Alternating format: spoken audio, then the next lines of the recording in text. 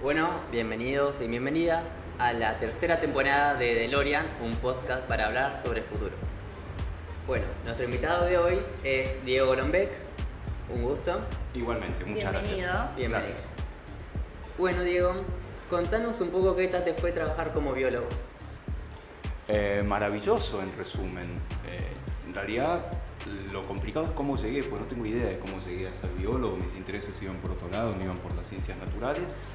Y finalmente entré a la Facultad de Ciencias. No me iba tan bien al principio porque no entendía bien dónde estaba parado. Pero después algo hizo clic, algo claramente, cuando apareció el cerebro, aparecieron las cuestiones más funcionales, apareció el tiempo, y desde entonces me dedico a eso y está buenísimo porque la ciencia te permite un montón de cosas, te permite hacerte preguntas, cosas muy apasionantes, viajar un montón, conocer un montón de gente, y así que estoy muy contento con esa elección de vida. Mira, o sea, fue todo un cambio radical en vos mismo. Sí, yo venía por otro lado, claramente. A la edad de ustedes yo venía mucho más por humanidades, laburaba en periodismo, desde los 15 años trabajaba en periodismo, hacía música, hacía teatro. Así que fue raro meterme en ciencias, pero la verdad que no me arrepiento ni. Sí, recién usted estaba comentando que tenía otros tipos de intereses, ¿no? Recién comentó lo que es el periodismo, entre otras cosas, ¿no? Usted claramente pasó todo lo que es la primaria, pasó todo lo que es la secundaria. ¿Le costó poder pasar por eso? No, ni ahí. La verdad es que no es una cuestión ni inteligencia ni de nada de eso, es una cuestión de método. Y ustedes lo saben de memoria, así que no voy a ahondar en detalles. Es método de prestar atención, de hacer las cosas más o menos a tiempo y eso, y después va todo bien. Podés zafar en las cosas que no te gustan, que no está nada mal, debo decir, y profundizar en las cosas que sí te gustan, que por suerte hay un montón, y la verdad es que cada tanto te tocan profes que te deslumbran y hay que aprovecharlos y aprovecharlas, ¿no? Cuando tenés eso que, wow, mirá lo que dice, mirá cómo lo dice y como sentís algo, bueno, ahí me parece cuando tenés que poner toda la atención y dedicarte a eso, algo te están diciendo a vos en ese momento. Y a mí me pasó eso en la primaria y en la secundaria. Maravilloso, sí. Recién justo estábamos charlando que tu papá era químico, ¿no? Efectivamente, claro, sí. Y en ese heredó en vos, lo heredaste vos. Y hay claramente algo familiar. Mi viejo era químico industrial, no terminó la carrera porque se tuvo que poner a laburar, pero siempre andaba inventando cosas, y era muy inventor y tenía una combinación interesante porque era químico y además pintaba, le gustaba mucho pintar, de una manera más o menos amateur, pero ahora con mucha calidad y mucha intensidad. Así que por ahí esa combinación sí la heredé un poquitito de mi papá. Y lo muy groso de mi papá, que yo me doy cuenta muchos años más tarde, es que mis hermanos o yo podíamos ir con cualquier verdura, cualquier pregunta que fuera, y mi viejo siempre estaba ocupado, siempre estaba haciendo algo, laburando, inventando algo, leyendo, lo que fuera, y paraba lo que fuera, paraba lo que estuviera haciendo y nos hacía sentir que era una pregunta importante, ¿no? Como, mira, entonces lo primero que hacía era ir a la enciclopedia, gran lector de enciclopedia británica en particular, Sí. que le encantaba, y si no, bueno, buscaba en tiempos AI, o sea, antes de internet, ¿no? Así que no, eso estaba muy bueno y claramente hay algo familiar. Mi hermano mayor es astrónomo, astrofísico, y mi hermano el medio es médico, neonatólogo, así que sí, algo manchamos ahí familiarmente. Claro, mirá, qué bueno. Tienes toda una bocha, la verdad. Bueno, ¿cómo manejaste esos primeros años donde no te iba tan bien? Volviendo a lo anterior. Primero, muchas gracias por cambiar de usted por vos, me parece bárbaro, me parece muy bien que sea así. No sé cómo lo manejé, aguanté, te diría, y no me arrepiento, pero por ahí déjame hacer un doble clic ahí. Yo entré hace muchos años a la facultad, ¿sí? Sí. Y era una formación mucho más tradicional que lo que es ahora. O sea, en biología vos tenés como dos grandes vertientes. Una es el naturalismo, o sea, salir a conocer el mundo, que está buenísimo, es Darwin, ¿no? Entonces empezábamos así, empezábamos por zoología, por botánica, por mucho ojo en el microscopio, dibujar todo el tiempo. Entonces yo soy un queso dibujando. Y la verdad que no, yo no era un niño buscador de mariposas o que levantaba rocas a ver qué insectos había abajo. Algunos compañeros sí, yo los admiraba mucho realmente, pero claramente no eran los míos. Entonces Debo decir que esos años fueron más de aguante, pero un aguante en un lugar muy especial, que es la Facultad de Ciencias de la Universidad de Buenos Aires, la Facultad de Ciencias Exactas y Naturales, que es extraordinario ese lugar. Tiene una grave contra, que es que, no sé ahora, pero en ese momento los horarios eran un desastre, con lo cual vivías en la facultad. Entonces, gente que tenía que trabajar, era muy difícil, era muy complicado de hacer. Pero si no, te embebías de exactas con tus compañeros, tus compañeras, tus profes, estabas mucho en la biblioteca, mucho afuera, mucho en el parque, y la verdad que hay bichos muy interesantes en exactas, la mayoría artistas, además de estudiar ciencias, y es realmente deslumbrante. Eso ayudó mucho, me parece, a pasar ese primer tiempo raro. Pero ya te diría que en segundo año, algo así, la cosa empezó a cambiar y vi que había un camino que sigo en ese mismo camino. Mirá. Bueno, ¿y algún momento te dedicaste en tu carrera como profesor? Todo el tiempo, desde ponele tercer año de la carrera, más o menos, entré como ayudante de segunda, Sí. tercero, cuarto, por ahí sería, que es eso, es ayudante de docencia, es estar ayudando a los trabajos prácticos, esas cosas. Lo básico. Lo básico que te ayuda mucho, la verdad que vos no aprendés algo hasta que lo enseñás, y eso te lo va a decir cualquier profe, pues para aprender algo tenés que comunicarlo. Entonces empezar así muy de a poquito, mirando, copiando, lo que fuera, ayuda mucho. Después, al toque que me recibí, bueno, al día siguiente en que me recibí, me fui a Antártida 4 meses a laburar con pingüinos. Volví, empecé mi doctorado, pero todo el tiempo haciendo docencia.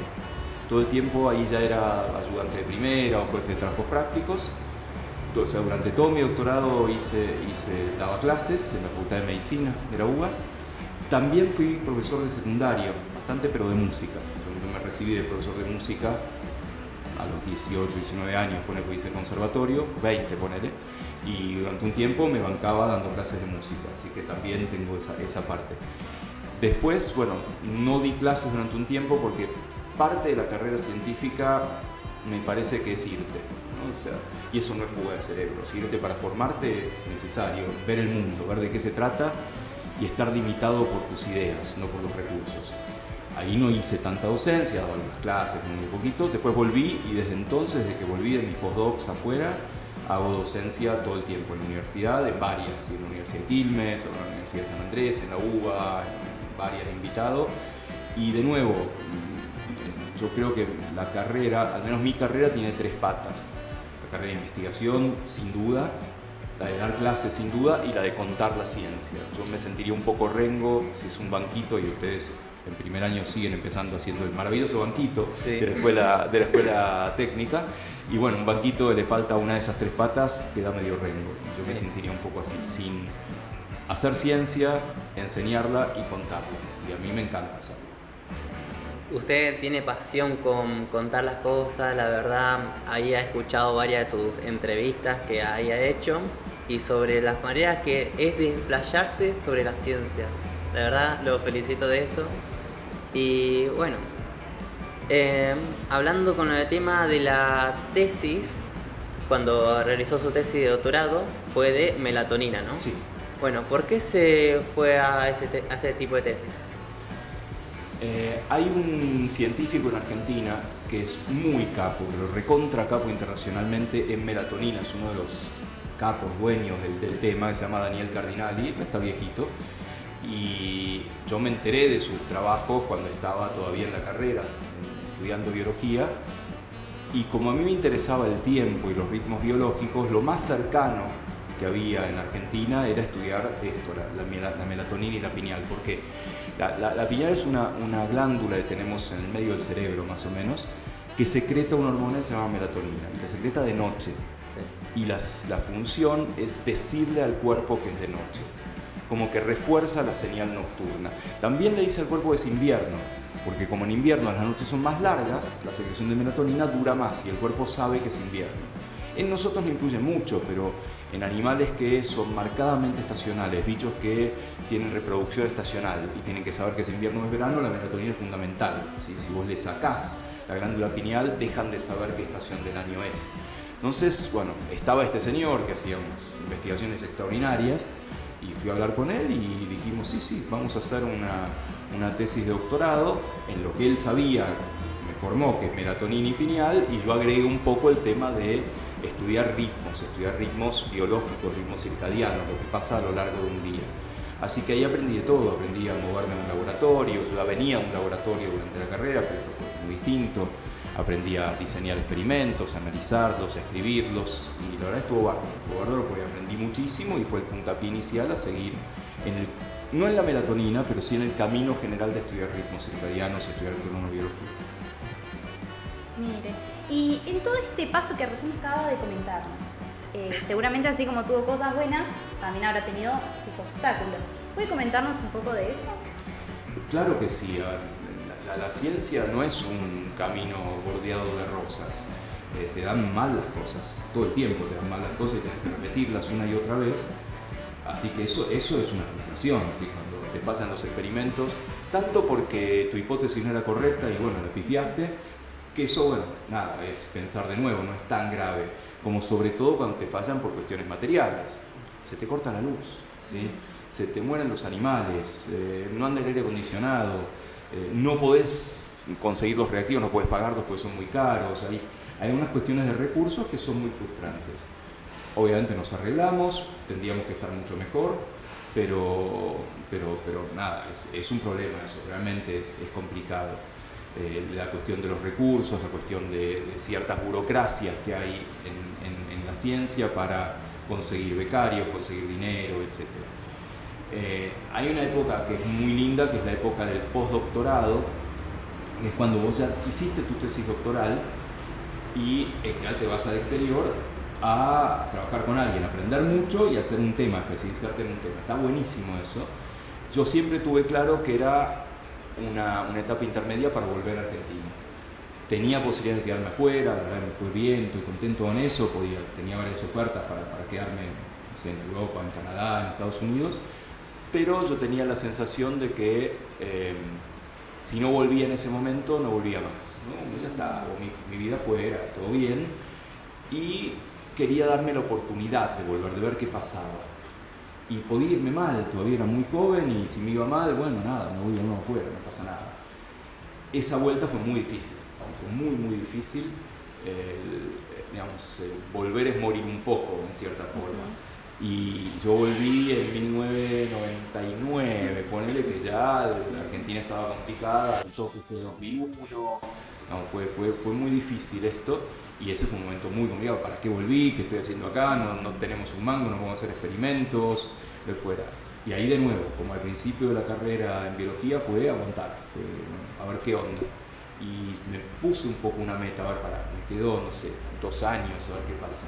Y de a poco las cosas empezaron a encarrilar. Por suerte, hubo muchos problemas institucionales en Argentina en esa época que después se encarrilaron muy bien. Y no solo se encarrilaron muy bien, sino que la ciencia pasó a ser un objetivo, no sé si una política de Estado, pero más o menos, como que empezó a estar en el dominio público, empezó a pensarse que necesitamos que haya ciencia, no es solo una moda o algo que queda bien, lo necesitamos para entender qué nos pasa, entender nuestros problemas, formar más científicos, más científicas. Y pude vivir esa transición y bueno, más allá de que siga habiendo problemas y siga a veces siendo muy cuesta arriba, el balance es muy positivo. Claro, exactamente. Y comentaba recién lo que tenía esas oportunidades, esas ofertas fuera, sí, ¿no? ¿Cómo se sintió vivir sabiendo que había ciertas ofertas, pero a la misma vez tener que venir para este lado? Bueno, fue una decisión, yo no estaba forzado. Mientras yo estaba fuera en mi segundo postdoc en Estados Unidos, apliqué para entrar a lo que se llama carrera de investigador del CONICET, que es un poco la fuente de trabajo que da el Estado para investigadores, ¿no? Entré desde afuera y tenía un año para volver o no. En ese año me salieron otras ofertas, una muy buena en Brasil, curiosamente, que estaba muy bien, otra en Inglaterra, quedarme en Canadá o Estados Unidos, había varias cosas, pero de nuevo ya tenía la decisión tomada de vamos a probar al menos, ¿sí? Yo tenía, no sé, 29 años, una cosa así, y estaba bien en la carrera científica, venía más o menos bien y de nuevo, ponele que venía y no podía hacer nada. Bueno, empezamos de nuevo. Así que no, fue una decisión difícil, porque la vuelta fue complicada, no entendía nada después de haber estado varios años afuera.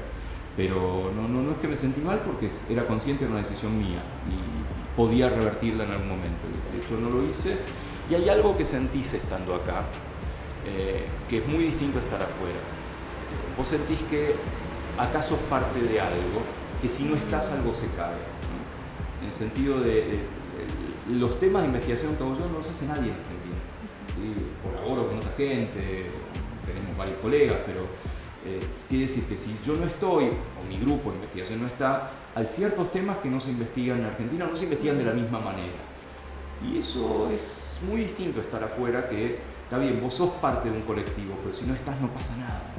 No estás, hay 10.000 chinos que van a hacer lo que estás haciendo y lo van a hacer mucho mejor que vos, seguramente, y van a laburar día y noche, ¿sí? Así que se siente distinta esa pertenencia.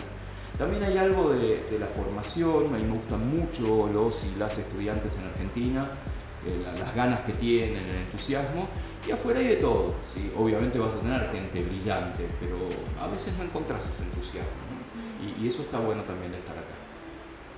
Qué llamativo, la verdad, que acaba de comentar, porque es verdad, ¿no? Hoy en día pasa eso, ¿no? Que uno, cuando no toma la iniciativa, ¿no? Se queda como atrás. Por supuesto, sí, y depende de vos y depende un poco de tu ambiente, ¿no? Vos sos vos y lo que te rodea, así que hay que aprovechar todas las oportunidades que tenés en la escuela, en la universidad, en un laboratorio, para ver cómo usarlas bien. Exactamente, sí. Y Diego, habíamos visto que vos publicaste unos libros. Sí.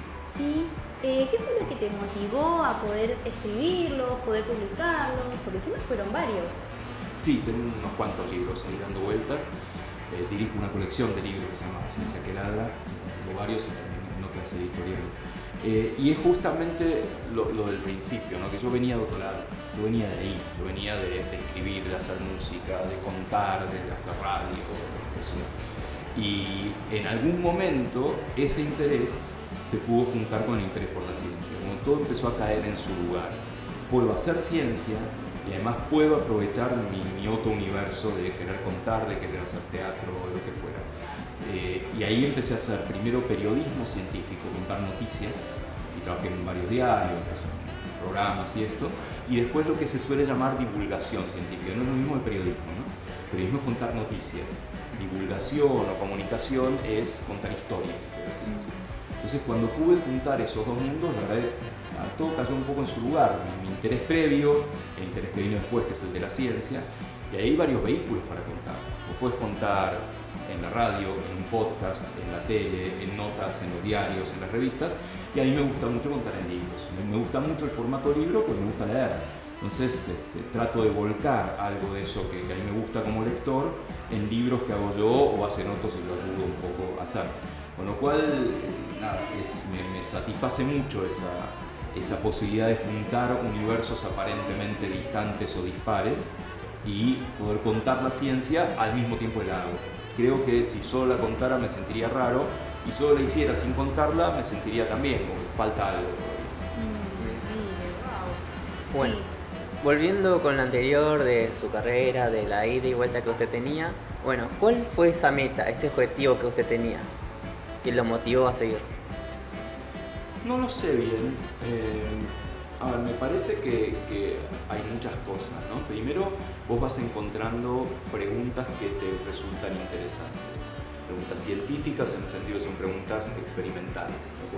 Vos podés decir, a ver, ¿de qué color es la mariposa? Y no es una pregunta científica, no hay un experimento ahí, ¿no?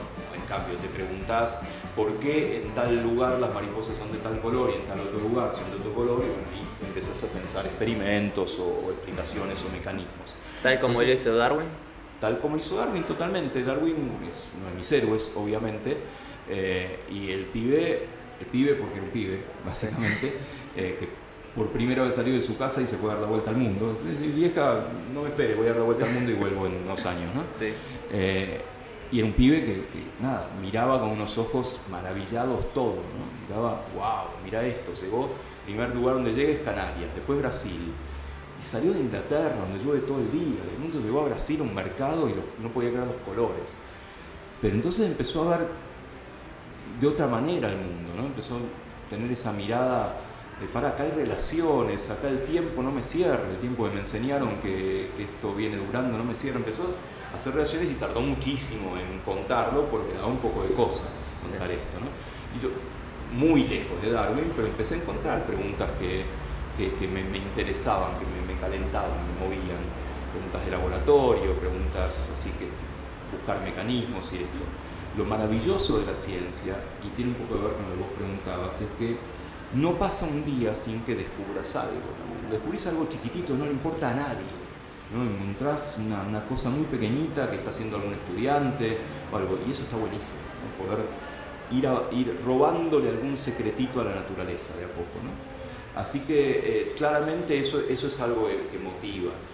Después uno es como el principito cuando le dice la rosa, le dice, no eres responsable de lo que has domesticado. Y la ciencia se hace en grupos, no se hace individualmente. Y vos tenés estudiantes de grado, de posgrado, o vas a escuelas y charlas con los pibes, y eso también es una responsabilidad, ¿no? Tenés que estar ahí para ayudar a que eso se destrabe, que avance, que esa carrera comience de alguna manera, y eso también es una motivación. Pero creo que esto de las preguntas realmente funciona. Después, a ver, ninguna profesión, ningún camino está exento de egos, de reconocimiento, y la ciencia no está exenta de esto. Yo quiero que conozcan lo que hago, quiero publicarlo y que otro colega en cualquier lugar del mundo lo lea y diga, che, esto está bueno, ¿por qué no hacemos algo juntos?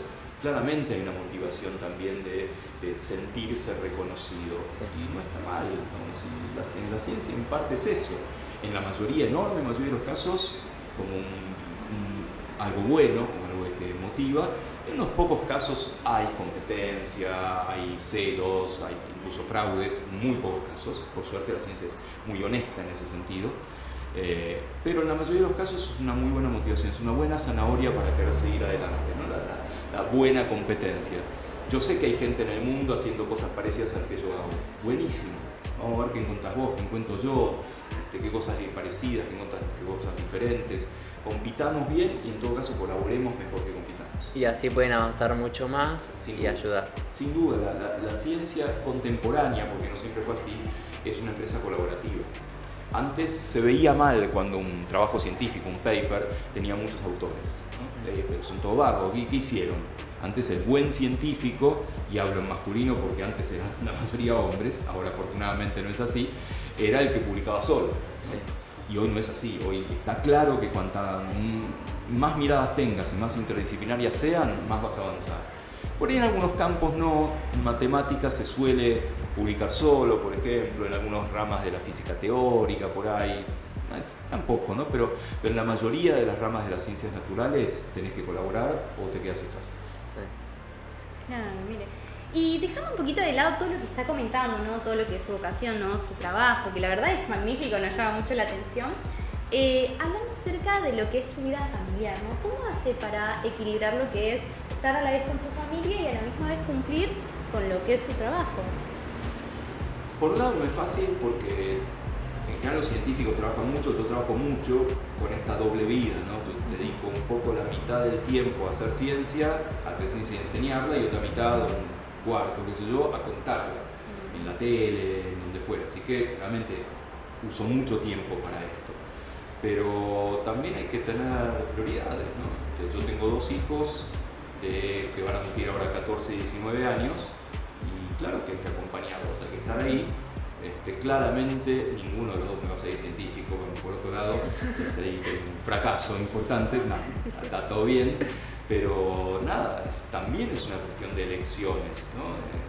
¿Qué haces? ¿En qué pones tu tiempo? ¿Cuándo parás? Me cuesta, claro que me cuesta parar porque es muy intensa la vida científica, y no es que parás a la noche o parás el fin de semana, estás pensando algo de algún experimento, leyendo un paper o escribiendo, lo que fuera. Y hay que saber, a veces lo logro, a veces no, cuándo parar. Y la verdad que la felicidad que te da el crecimiento de los pibes es incomparable con cualquier cosa que puedan ver frente al mismo. Claro, y a veces uno se da cuenta tarde, ¿no? De decir, bueno, estoy dedicando mucho tiempo al trabajo y perdiéndose cosas importantes que después uno dice, pero ¿por qué? Totalmente de acuerdo, y Ojalá podamos darnos cuenta antes de que lo digas en retrospectiva. Mirá tú para atrás, che, pará, estoy haciendo algo mal, paremos un poco y veamos cómo vamos a ganar. Claro, exactamente. Y así, Diego, como pasa tiempo con su familia, no sé si le gusta hacer algo, tiene algún hobby en su tiempo libre. Trabajo mucho, sí, pero igual no me queda tanto tiempo. Me gusta mucho la música, como les decía, hice el conservatorio, toqué varias bandas, ahora toco para mí, toco en casa o de fuera. De alguna manera parte de mi aspecto de comunicación es un hobby, ¿no? Que yo ahora estoy haciendo un programa de tele diario, todos los días en TV pública. Es un trabajo, claro que sí, le dedico tiempo, me pagan, todo, pero la paso bomba, la paso bárbaro, así que es un trabajo relativo en algún aspecto, ¿no? Porque no es un hobby, porque me dedico mucho, pero tiene algo así de pasatiempo. Me gusta mucho la lectura y la escritura, me gusta leer la escritura. Me gustaría mucho más poder salir a pasear, dar caminatas. En Buenos Aires es más difícil encontrarte con bosques o lugares más naturales, tenés que alejarte un poquito, pero me gustaría mucho más hacer algo por el estilo. Así que si va por ahí la cosa. Me gusta mucho el deporte, hago muy poco, me gusta más ver, tendría que ser un poquito más, pero también me gusta estar atento al deporte competitivo. Qué bueno. ¿Algún cuadro favorito? Sí, soy ¿Igual? un club muy bueno de Nacional B, de Atlanta. No sé por qué, me parece que algún tío o algún amigo De así de nacimiento. nos llevaba 2 o 3 veces a la cancha donde era chico, y muy pocas veces, y ahí quedó vivo más o menos cerca de la cancha. Mi hijo menor también se hizo de Atlanta, él más por convicción que yo, me parece. Y no es que vayamos a la cancha ni mucho, pero me gusta. Le gusta. Y además Sí. Atlanta es un club muy familiar, muy así, muy de barrio, muy de familia, muy tranquilo, está bueno. Qué lindo. Bueno, y hablando sobre que habías tocado en bandas, ¿en qué banda tocaste? No es que las vayas a conocer, ni mucho menos. Es por curiosidad. Toqué en varias bandas en la secundaria y comienzos de la universidad. Las bandas que se llamaban Zeus, después Siddhartha, después algunas sin nombre salíamos a tocar. Varias bandas que hacíamos rock, pop, ese tipo de cosas, y la pasábamos muy lindo también en circuitos muy chicos, circuitos de bares o algunos festivales más barriales. Mira. Esas cosas, y era muy divertido. Bueno, un poquito hablando sobre música, ¿qué canción te gusta a usted?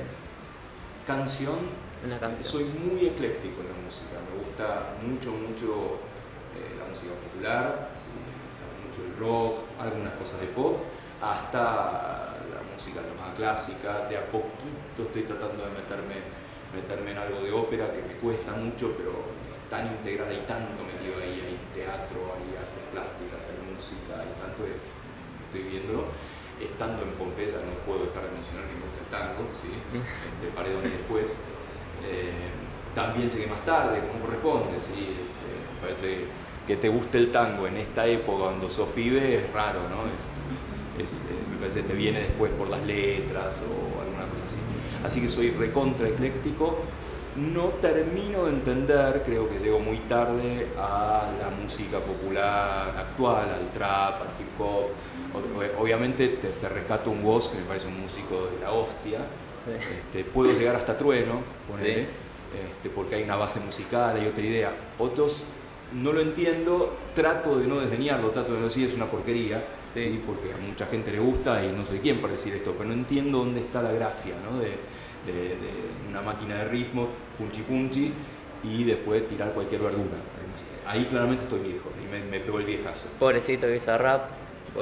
Bueno. Es un genio Bizarrap las cosas que hace, pero no entiendo. O sea, ¿cómo puede ser que hace esto y tiene 100 millones de personas que dicen, wow, qué bárbaro? Algo le estoy pifiando yo, claramente.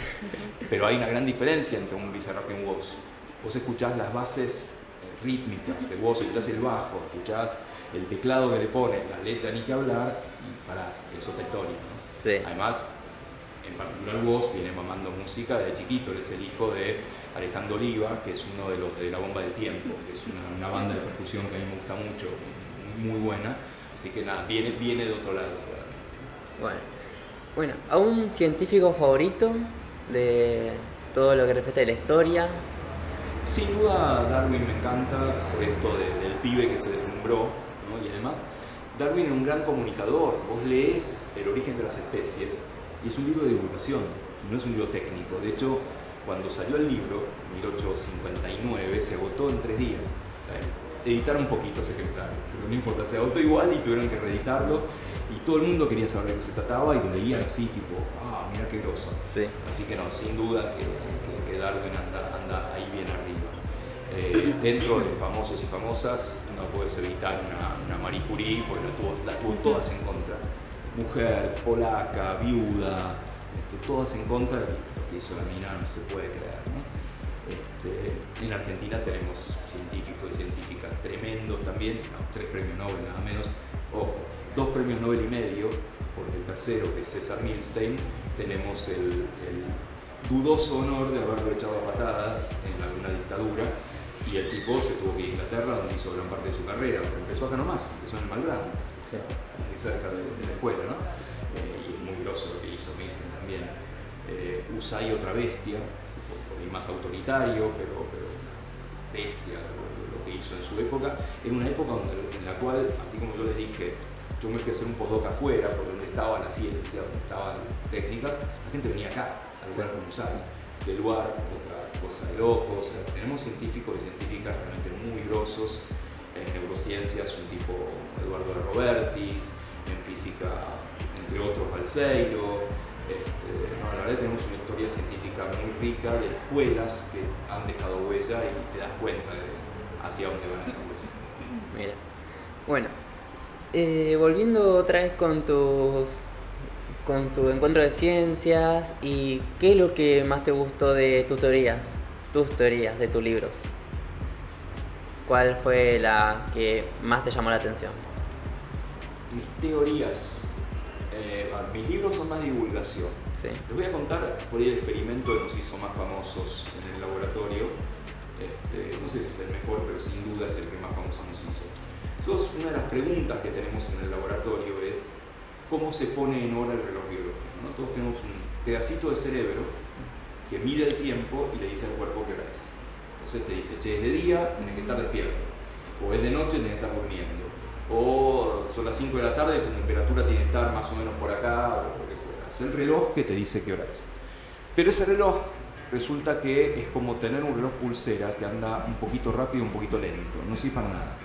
Si vos no lo pones en hora, no lo ajustás, al cabo de unos días ese reloj marca cualquier verdura. Y lo mismo le pasa a nuestro reloj biológico. Y así como nosotros ajustamos las agujas de nuestro reloj pulsera, la naturaleza ajusta las agujas del reloj biológico a través de la luz. La luz le dice al reloj qué hora es en el mundo y lo pone en hora todos los días. Le dice, estamos un poquito atrasado, es un poquito adelantado, y lo pone en hora. Una pregunta del laboratorio es cómo se pone en hora el reloj biológico, qué le dice la luz al reloj, a esas neuronas que tienen que adelantar o retrasar su horario. Entonces, durante mucho tiempo buscamos esta respuesta de experimentos, digamos, le das luz a un animal y ves qué pasa en esas neuronas, qué sube, qué baja, si hay genes que se prenden o que se apagan o lo que fuera. Y encontramos un camino adentro de estas neuronas que era necesario para que la luz le dijera al reloj, anda más rápido. Si estás atrasado, adelanta un poquitito la hora. En ese camino fuimos poniendo varios nombres de moléculas, de caminos bioquímicos que ocurren dentro de estas células. Uno de esos nombres que pusimos, que vimos que era necesario para que la luz adelantara la hora del reloj biológico, se llama GMP cíclico. No importa, es una molécula que está dentro de todas las células. ¿Sí? Sí. Y vimos que era necesario que estuviera esta molécula para que la luz adelantara la hora. Entonces, cuando vos encontrás algo así, querés hacer un experimento. Decís, ajá, y entonces, si yo tuviera más de esta molécula, si tuviera más GMP cíclico, ¿qué pasaría? ¿La luz le hablaría más fuerte al reloj? O sea, ¿cambiaría más rápido o en más intensidad las agujas? Entonces, bueno, ¿cómo hacemos para tener más GMP cíclico, más de esta molécula? Y hay dos formas de tener más de algo. Vos podés o fabricar más de ese algo o romper menos, destruir menos de ese algo. Es muy obvio lo que estoy diciendo. De las dos maneras vas a tener más de esta molécula. Y resulta que hay un camino hay un remedio, hay una droga que hace que el GMP cíclico se rompa menos, o sea, tengas más en la célula. Esta droga se llama sildenafil. Si yo les digo sildenafil, no entienden nada, pero si les digo, resulta que sildenafil es la base del Viagra, dicen, sí. No me digan nunca escuché hablar, pues no, sí. Claramente es algo que se ha popularizado mucho el uso del Viagra, en particular para la disfunción eréctil en hombres. Tiene otros usos. El Viagra se inventó para otra cosa, se inventó para como vasodilatador, para cuestiones cardíacas. Entonces, estábamos en el laboratorio a la noche y dijimos, claro, el experimento es muy obvio. Le damos Viagra a los ratones, a los hámsters, sube la cantidad de GMP cíclico y la luz funciona más y se sincronizan más. Buenísimo. El experimento está bárbaro. Siguiente pregunta es, bueno, ¿y quién va a comprarlo? Todos dieron un paso para atrás, ¿no? Entonces sorteamos, le tocó a una de las chicas, de las becarias de investigación, fue a la farmacia, hicimos el experimento y dio bárbaro. Dando Viagra, subía la cantidad de GMP cíclico en estas neuronas, el reloj veía más luz y se sincronizaba más rápido. Y eso es alucinante, porque ponele que vos tenés que trabajar de noche. Sí. Y para el reloj es una hora, pero para el mundo es otra. O viajás a Europa, a Australia, o vas al Mundial, a Qatar. De pronto, para el mundo es la mañana, pero para vos es la noche, o al revés, si estás muy zombie y rendís mal, te enfermas más, si vos pudieras sincronizar más rápidamente el reloj, bueno, obviamente que funcionaría mucho mejor, te adaptarías mejor a las nuevas condiciones. Y bueno, eso es lo que nosotros demostramos con sildenafil y la sincronización del reloj biológico, como les digo, nos hizo recontra famosos, en todo el mundo salió, en los diarios, en revistas, nos dieron premios por eso, así que esa es un poco nuestra teoría y experimento más reconocido de hace muchos años. Bueno, pero hablando sobre el tema ese de la luz, ¿hay una luz en especial que afecta al ser humano? Sí, a ver, toda la luz afecta, de hecho la luz del día, esta que vemos por la ventana, es luz blanca, con lo cual tiene todas las longitudes de onda, así que sí, te recontra afecta. Y es la que vos necesitás, sobre todo la luz de la mañana, para que el reloj biológico esté bien sincronizado. Por eso es que, digamos, cuando a la noche amanece muy tarde y vos tenés que ir al colegio muy temprano y no ves luz, te cuesta mucho más sincronizarte.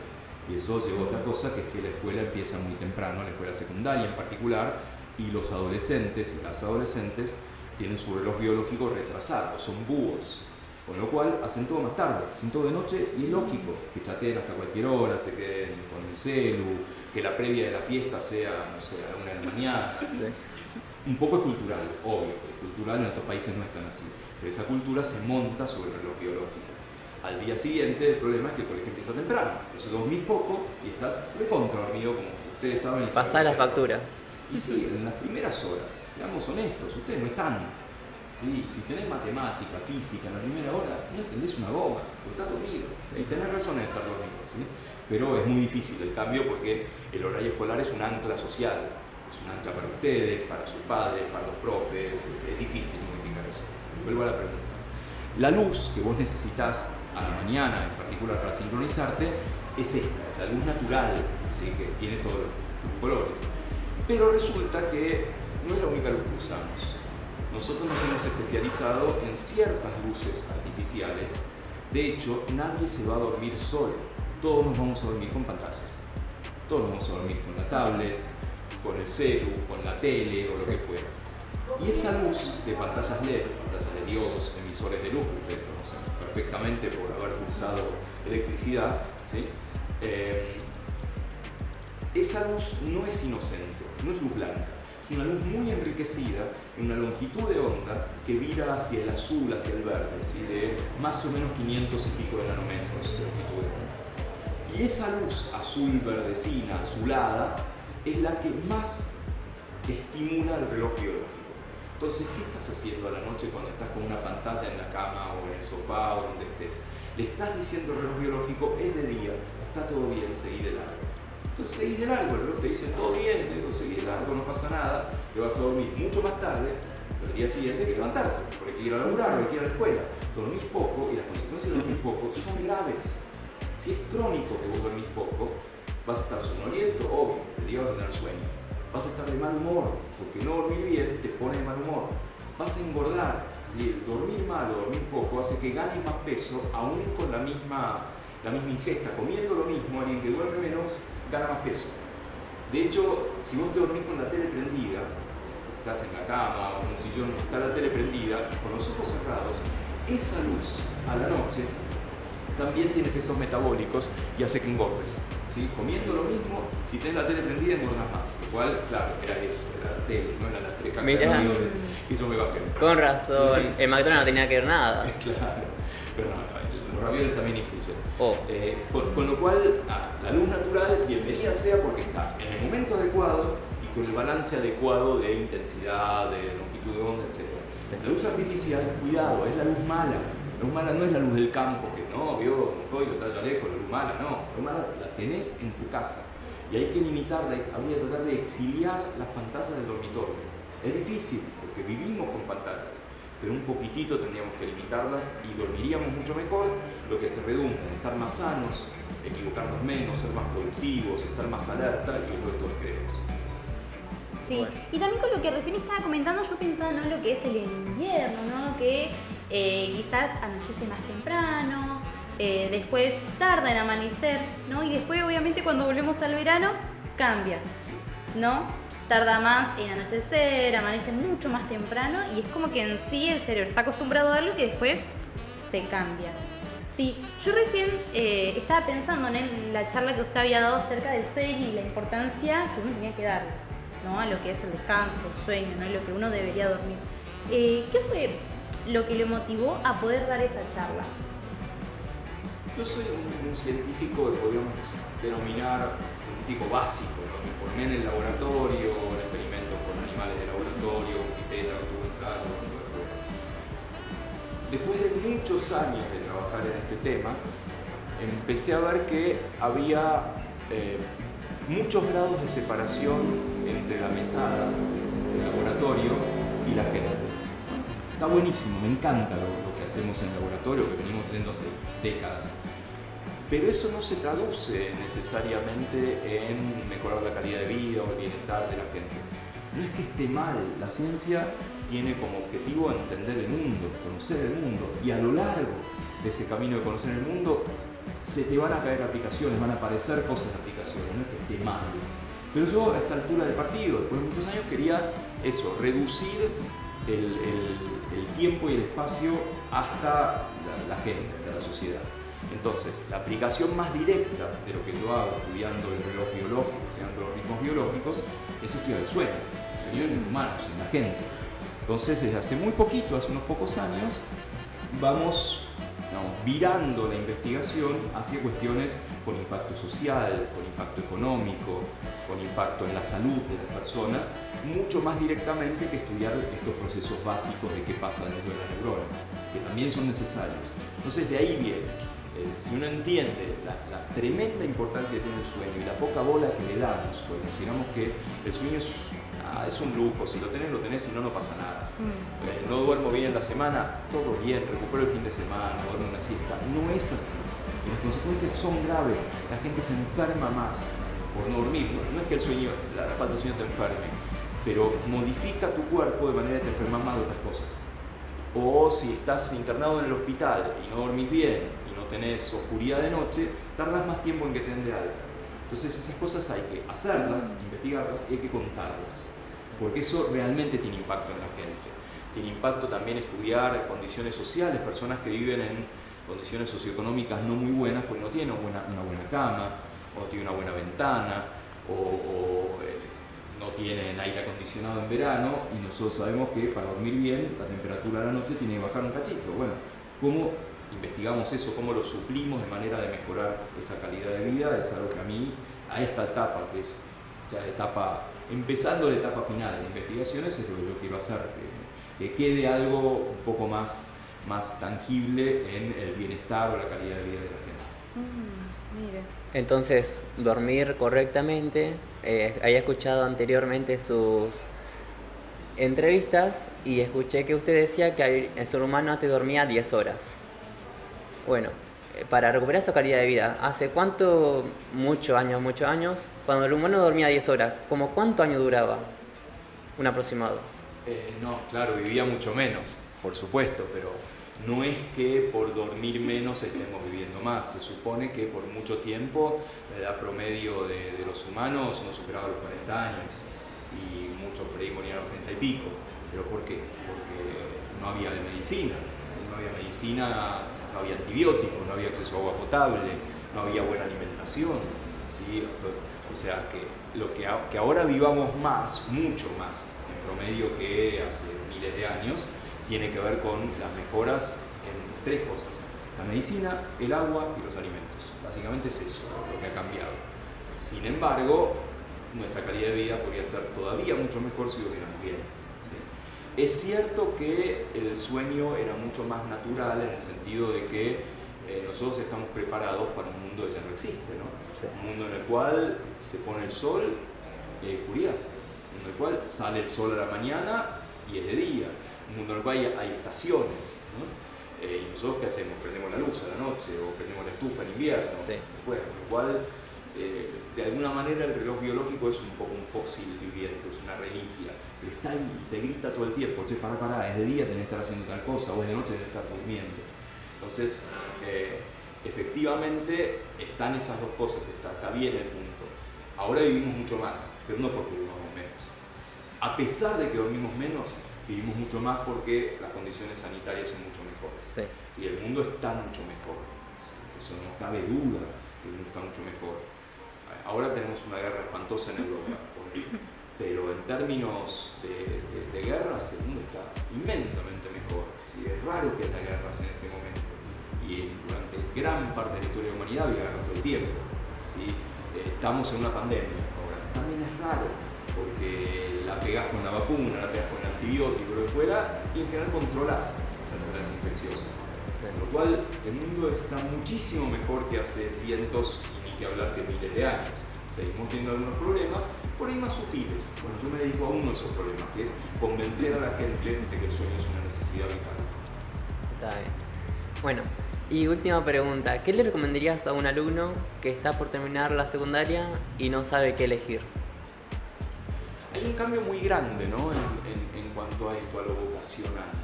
En mi época, vos como que tenías que saber y tenías que meterte en una carrera casi de por vida. Era raro esto de me meto en una, no me gusta, me meto en otra.